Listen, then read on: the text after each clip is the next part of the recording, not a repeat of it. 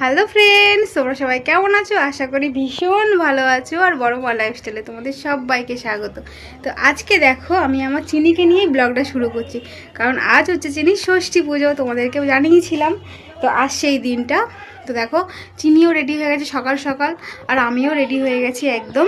এই যে, আর দেখো চিনি আজকে নতুন ড্রেস পরেছে। চিনি এমনি প্রতিদিনই নতুন ড্রেস পরে। ওদিকে ব্রাহ্মণ ঠাকুর এসে গেছে, চলো ওদিকে যাওয়া যাক, তারপর তোমাদের সাথে বাকিটা পরে শেয়ার করছি। তো মন্দিরে তো চলে এসেছি পুজোর এখানে। তো প্রথমেই মা হচ্ছে গলায় মালা পরিয়ে দিল, কারণ এটা নিয়ম, মালা ঘুমসি পরতে হয়। আমার আর চিনিকে দুজনকেই পরিয়ে দিল। আর এখানে বাবার কোনো ভূমিকা থাকে না, এখানে মাই আর কি সব কিছু করে।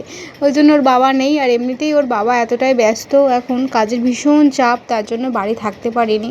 তবুও থাকতে চেয়েছিল, আমি থাকতে দিইনি, বললাম না মানে থাকার দরকার নেই। তো যাই হোক, ওই জন্য ওর বাবা নেই। আর এখানে দেখো ব্রাহ্মণ দাদু পুজো করতে তো চলে এসেছে, আর চিনি দেখো চুপটি করে আছে, কোনো কান্নাকাটি কিচ্ছু নেই আমার মেয়েটার। ভীষণই শান্ত মেয়ে আমার একদম। ও একদমই কাঁদে না। আর এই যে দেখতে পাচ্ছ বুলি সারাক্ষণ আমার মেয়ের পাশে পাশে থাকে, কারণ ও এত ভালোবাসে আমার মেয়েকে, কি বলবো।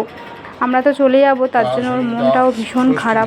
পূজা কর্ম করণায় ঋদ্ধিং ভবন্তা ব্রুবন্তু অংৃদ্ধতাম ওং কর্তরস্মিন গণপত্যাদি ষষ্ঠী দেবী পূজা কর্ম করণায় স্বস্তি ভবন্তা ব্রুবন্তু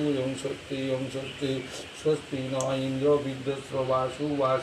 প্রথমেই বলি তোমাদেরকে আরও একটা কথা, ক্যামেরাটা কিন্তু বুলি ধরেছিল, কারণ কি ক্যামেরা ধরার মতো কেউ ছিল না, তো তার জন্যে তো একটু কিন্তু নড়াচড়া বেশি হয়েছে ক্যামেরাতে। তোমরা প্লিজ কেউ কিছু মনে করো না, প্লিজ কষ্ট করে একটু দেখে নিও, ও তো ছোটো মানুষ, সেই জন্যেই। তো যাই হোক, দেখো এখানে সমস্ত নিয়ম কিন্তু পালন করা হচ্ছে। এটা চুল দিয়ে হচ্ছে তেল হলুদ আর কি দিয়ে যেন বেশ সোনাকে এটা মাথা থেকে পুরো পা পর্যন্ত ঘোরাতে হবে। তার আগে ঠাকুরের 3বার ঘুরিয়ে নিয়ে তারপর হচ্ছে সোনাকে ঘোরাতে হবে। আর তোমরা তো দেখলে, হালকা করে বুঝতে পারলে আমার চিনির গালে দুদিকে মাসি পিসি ভর্তি হয়ে গেছে। কপালেতে অনেকটাই হয়েছিল, সেটা কিন্তু একদম মিলিয়ে গেছে। আর হচ্ছে তোমার এই যে গালে দুপারে রয়েছে। সবাই বলছে যে এই ষষ্ঠী ঠাকুরের মাথায় জল পড়লে নাকি ঠিক হয়ে যাবে, দেখা যাক কত কি হয়। তবে আগের থেকে কিন্তু অনেকটাই আর কি কমে কমে গেছে। তো এই যে দেখো মাথা থেকে পা পর্যন্ত চিনির ওই চুল দিয়ে এটা বলিয়ে নিতে হয়। আর ষষ্ঠী পুজোর তো অনেক নিয়ম রয়েছে, সেগুলো কিন্তু খুব নিষ্ঠাভাবেই পালন করেছি আমরা। হ্যাঁ, আর তারপরে হচ্ছে চিনির আমার মাথায় আর কি গঙ্গা জল ছিটিয়ে দিল। তার এরপরে আমাদের কিন্তু আঁতুড় একদমই কেটে গেল। আর আমার শাশুড়ি তো এখানে ছিল না, উনি বাড়িতে ছিল, উনি ওখানেই নখ ছেনে নিয়েছিল। আর যেহেতু আমরা চলে যাব, তার জন্য উনি আর আসেনি। এমনিতেই ওনার শরীরের অবস্থাটা খুব একটা ভালো না, উনি একদমই হাঁটতে পারে না, তবুও কিন্তু 2বার করে আমার চিনিকে এসে দেখে গেছে, নাতনি বলে কথা। তো বারবার করে বলছে বাড়ি চলে আসতে, ওই জন্যই আমরা চলে যাবো। আর তারপরেও আমাদের একটু প্রবলেম রয়েছে বাড়িতে, সেটা তোমাদের সাথে আমি পরে শেয়ার করব।